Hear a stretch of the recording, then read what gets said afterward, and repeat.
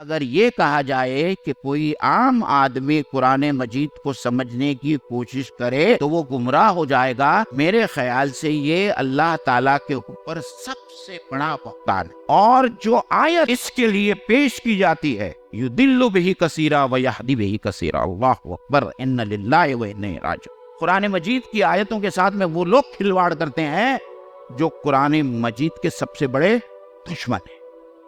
ये पूरी आयत अगर आप सूरह बकरा में पढ़ेंगे तो आपको मालूम होगा कि उसके अंदर अल्लाह ताला ये कहता है कि काफिरीन ये कहते हैं कि इस मिसाल से अल्लाह ताला का क्या इरादा है। वो अम्मल्लज़ीना कफ़रू फ़यक़ूलूना माज़ा अरादल्लाहु बिहाज़ा मसला युदिल्लु बिही कसीरन व यहदी बिही कसीरा व मा युदिल्लु बिही इल्लल फ़ासिक़ीन। फासिकीन के सिवा कोई इससे गुमराह नहीं। और इस आयत को आप लोगों के सामने पेश करके लोगों को कुरान मजीद समझने से आप रोकते